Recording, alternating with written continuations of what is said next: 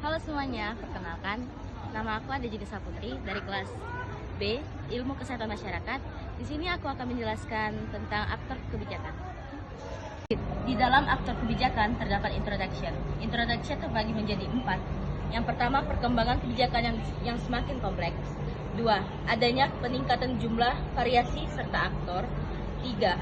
Analisis pemangku kepentingan, agenda tahapan pengembangan kebijakan dengan pertimbangan peran, pengaruh, posisi para pemangku kepentingan. 4.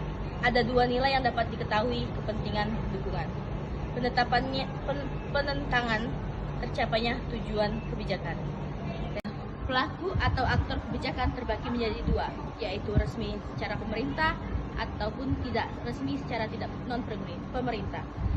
Resmi secara pemerintah ada 2, yaitu agen pemerintah, birokrasi, dan presiden dan pemimpin atau pejabat negara lainnya, eksekutif, legislatif, yudikatif. Sedangkan tidak resmi atau non-pemerintah terbagi menjadi 2, yaitu kelompok kepentingan, partai politik, dan WN individu atau kelompok yang bisa pengaruhi kebijakan, seperti dokter, perawat, apoteker, pihak rumah sakit. Berikut adanya fungsi utama keterlibatan masyarakat. Terbentuk kebijakan publik yang baik, terjadi kepercayaan yang lebih besar terhadap pemerintah, adanya demokrasi yang kuat. Sudah cuk. Adapun keuntungan menggunakan pendekatan berbasis pemangku kepentingan. 1. Dapat menggunakan opini dari pemangku kepentingan yang paling berkuasa dalam membentuk suatu kebijakan tahap awal. Harapannya, bisa memberikan efek atau dukungan input yang nanti bisa memperbaiki kualitas kebijakan yang dikeluarkan pemerintah. 2. Mendapatkan dukungan dari pemangku kepentingan yang berkuasa.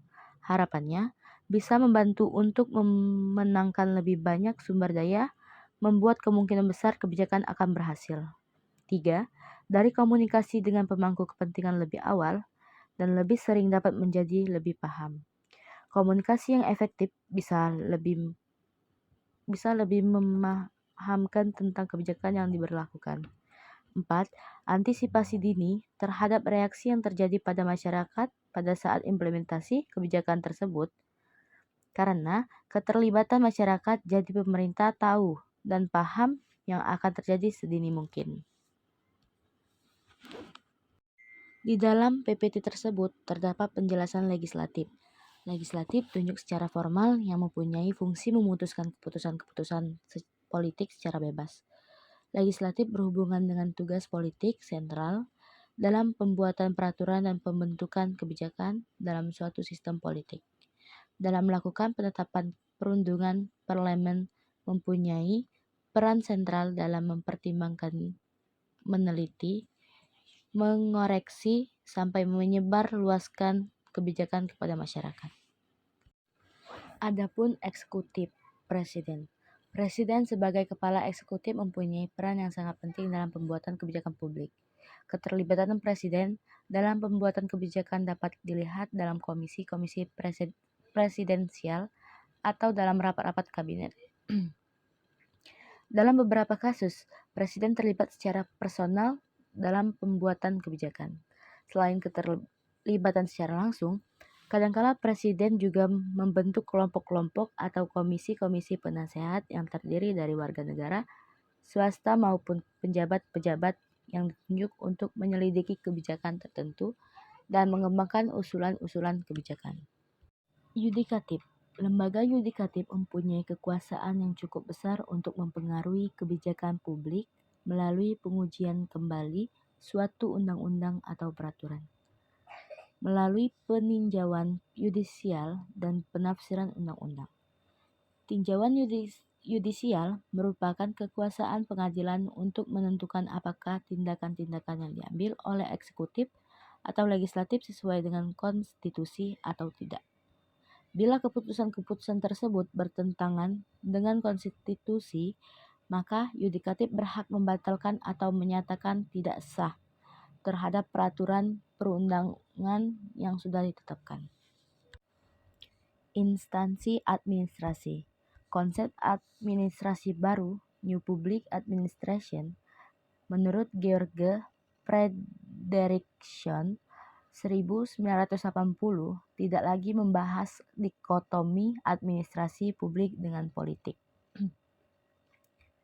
Meskipun terdapat satu doktrin dalam ilmu politik bahwa instansi administrasi hanya dipengaruhi oleh kebijakan yang ditentukan pemerintah, namun saat ini diakui bahwa politik dan administrasi dapat berbaur dan instansi administrasi sering terlibat dalam pengembangan kebijakan publik. Dalam masyarakat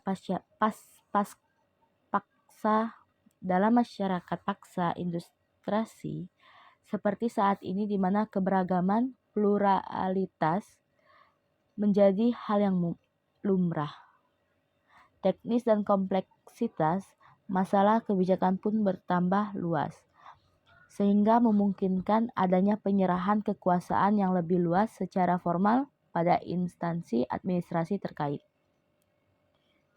Hal ini yang memberikan kesempatan yang lebih luas kepada instansi administratif untuk menjadi aktor dalam kebijakan. Kelompok kepentingan.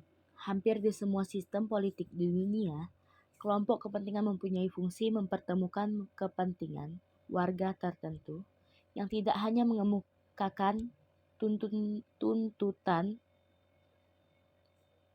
dan dukungan tetapi juga memberikan alternatif bagi tindakan kebijakan. Kelompok kepentingan merupakan sumber utama pemerintah dalam memproses kebijakan publik. Mereka memberikan banyak informasi kepada pejabat publik yang bahkan seringkali pada hal-hal yang bersifat teknis mengenai sifat dan akibat yang dapat ditimbulkan dari suatu usulan kebijakan. Dalam hal ini, mereka memberikan rasionalitas pembuatan kebijakan. Partai politik. Selain berpikir untuk memperoleh kekuasaan, partai politik juga berusaha menghasilkan kebijakan publik yang menguntungkan bagi konstituennya. Manakala mereka memenangkan pemilihan umum. Ketika partai politik sudah duduk di parlemen, mereka sering memberikan suara yang berhubungan dengan posisi kebijakan partai. Hal ini menunjukkan posisi tawar yang cukup besar ketika mereka menggunakan kebijakan-kebijakan. Individu atau warga negara. Meskipun tugas untuk membuat kebijakan biasanya diberikan kepada pejabat publik, namun dalam beberapa kejadian warga negara sebagai individu masih mempunyai peluang untuk berpartisipasi secara langsung dalam pembuatan kebijakan. Adapun aktor-aktor kebijakan dalam pemerintahan di Indonesia beserta peran dan wewenang. 1. MPR 2. Presiden 3. DPR 4. Pemerintah 5. Menteri 6. Lembaga pemerintah non-departemen 7. Direktorat Jenderal atau Dirjen 8. Badan-badan negara lainnya 9. Pemerintah provinsi 10.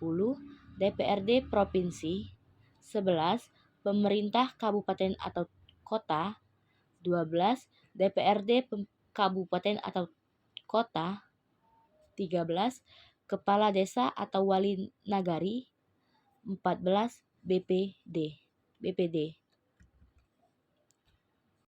Menurut Hormon tahun 1969 mendefinisikan kepentingan publik merupakan perubahan yang berkelanjutan sebagai akibat dari aktivitas politik antara individu dan kelompok dalam tatanan sistem politik yang demokratis. Baiklah, mungkin itu saja yang dapat saya jelaskan terkait tentang aktor kebijakan. Mohon maaf apabila ada salah kata, kepada Allah saya mohon ampun. Saya akhiri. Wassalamualaikum warahmatullahi wabarakatuh. Bye-bye.